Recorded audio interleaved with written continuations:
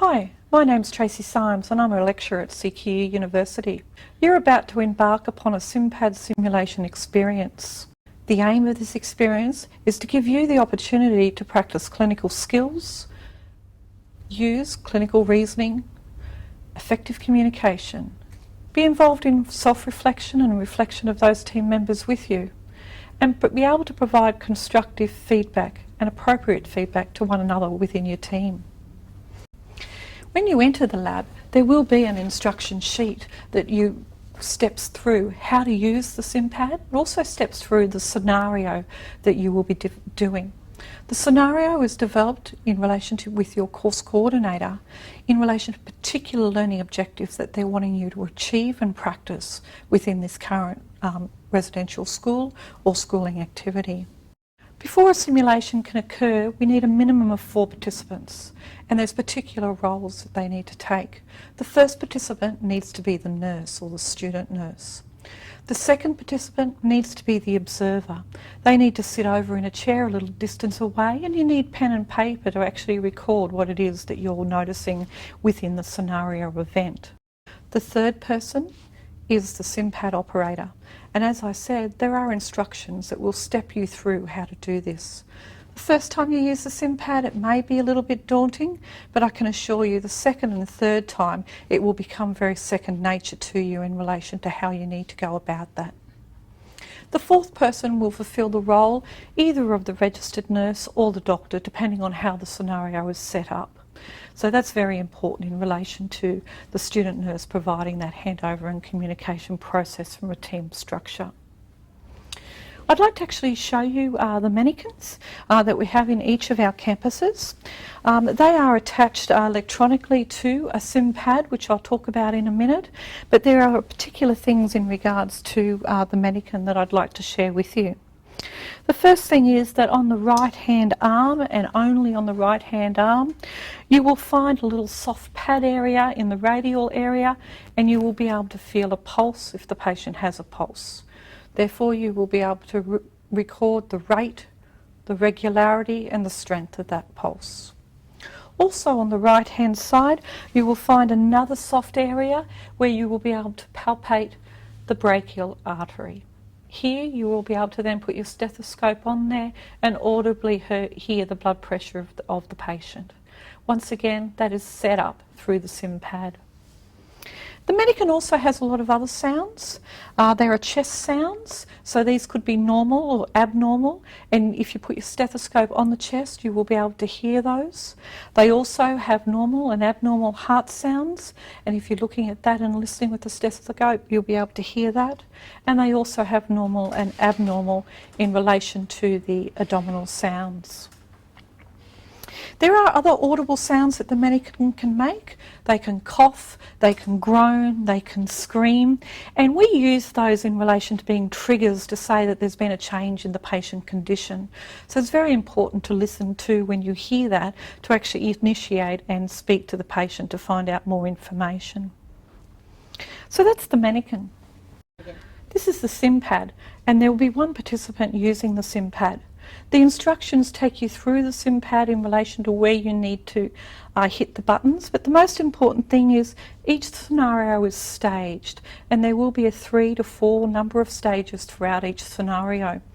The simpad participant needs to press the button and activate the scenario, and then needs to use the hand button to actually record events. And this is the beauty of simpad, is that we are able to record particular events that we've written down that we expect to occur. The events that we've written down aren't in any particular order. They're also not indicating that they're appropriate or not appropriate. They're things that we as lecturers expect may occur in scenarios, so that you as the student have the ability to record that. Each stage of the scenario has a particular button as well that allows you to record what's appropriate or what occurred in that particular stage of the scenario. You will notice over to the right hand side of the simpad there are favourites. The favourites are things that we expect to occur at all times, such as the 5 moments of hand washing, appropriate communication, documentation, use of ISBAR, etc.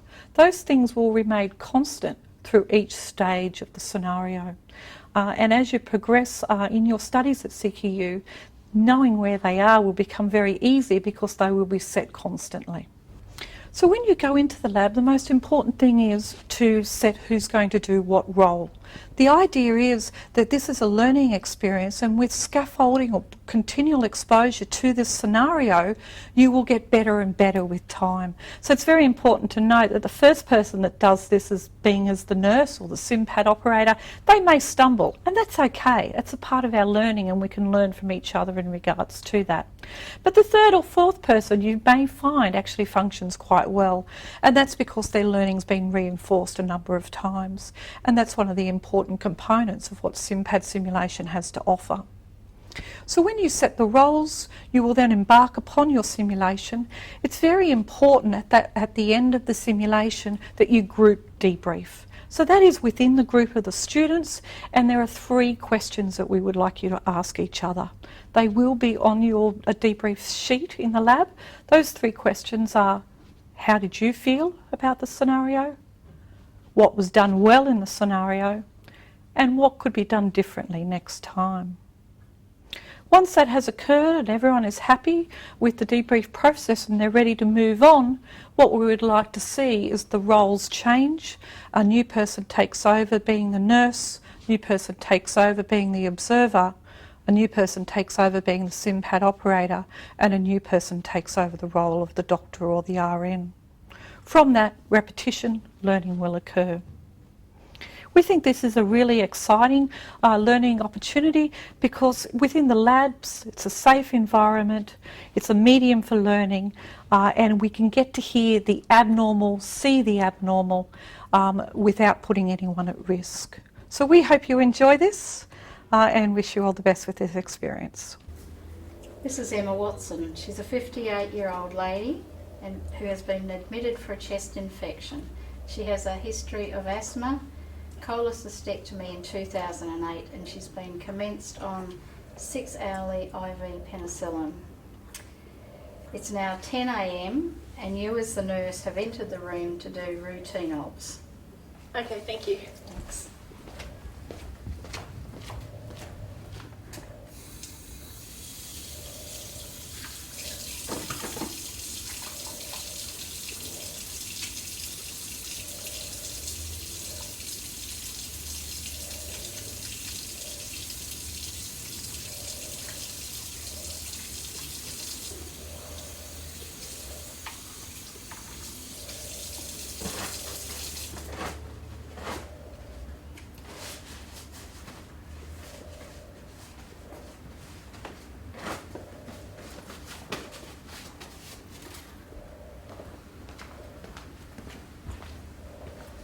Hello, my name's Trina. I'm your student nurse for today. I'm going to come in and get a set of vital signs off you, if that's okay. I didn't quite hear your name properly, so I just want to check. Is it Esme Watson? Yes, dear. Beautiful. And is it alright with you if I get a set of your signs? Mm-hmm. Okay, Yes. great. I'm just going to start with your pulse, alright?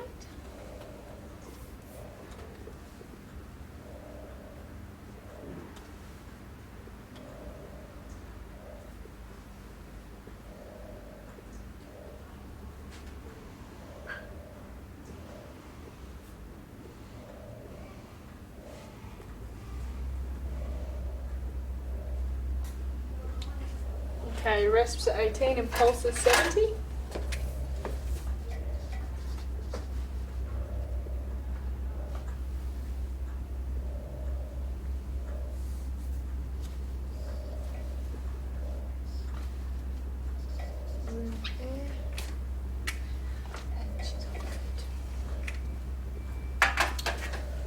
Okay, Esme, I'm going to get your blood pressure now. Alright? Okay. Are you comfortable there? Do you feel warm enough or Oh, I'm a bit cold. a bit cold? What I'll do is I'll pull your blankets up a little bit, but I just want to keep your chest a little bit exposed so I can keep an eye on your breathing. Is that alright with you? Yes, dear. Alright, very good.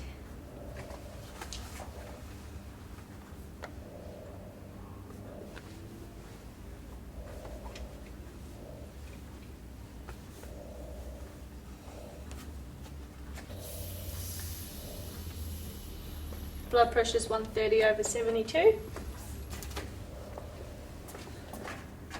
30/72.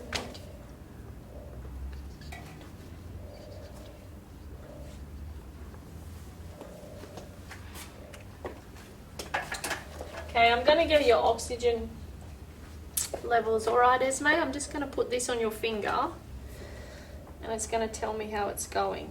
Alright, and I'll get your temperature while it does that reading. Are you doing okay there? Yes, dear. Alright. O2 is 97, temp is 36.4. Thank you.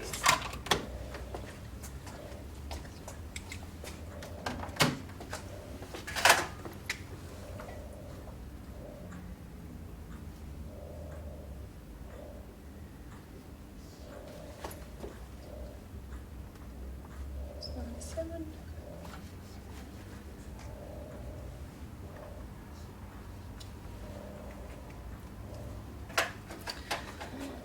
Alright. Oh. Are you alright, Esme? What's happening? Oh, I feel a bit short of breath. A bit short of breath? And how is your chest feeling? Tight. It's tight. Are you in a lot of pain or? Oh, a little bit. A little bit on a scale of 0 to 10. No, 5. 5. Pulse has gone up to 122 and rests are up to 29.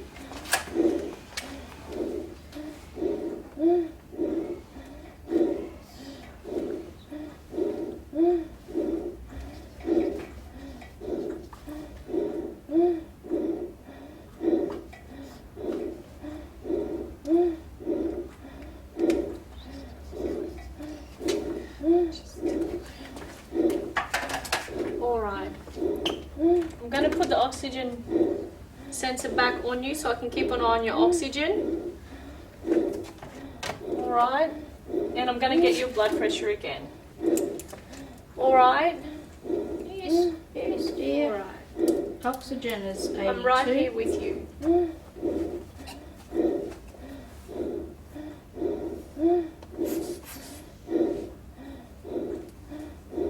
Oxygen is 82.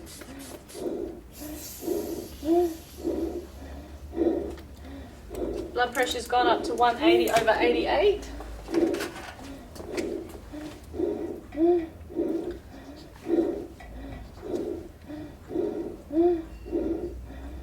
And you said O2 was 82? 82. And temp was 36.4. 36.4.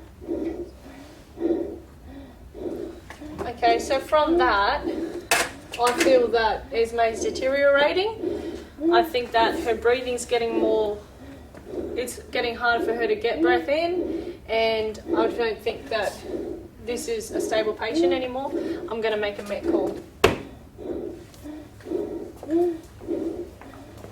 Hello, nurse. I'm Dr. Ryan. Did you call a med on I this did, patient? Dr. Ryan. This is Esme Watson. Thank you. Yep, go She's ahead. a 58-year-old lady. She's come in with a chest infection. She was commenced on IV antibiotics, penicillin, every 6 hours. She's had her dose this morning. Good, well done. But as you can see, she's actually had a Oh, really yeah. quick drop. Okay, yeah, well Yeah. done. Okay.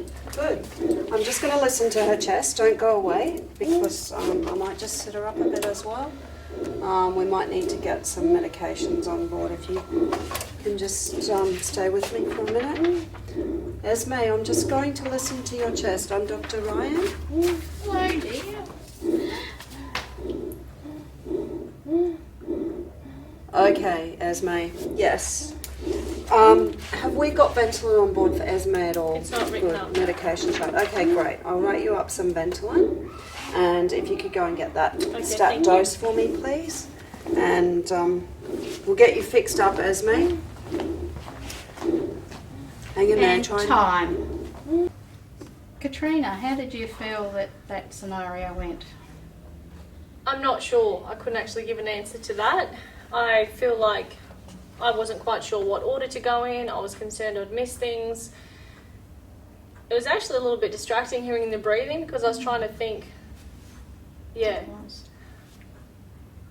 And Karen, what about you? Yeah, I think you did really well. You were very confident. So yeah, I definitely think you did well there. Colleen? I think you all did really well, and I think it was actually it showed your skills really well. Well done.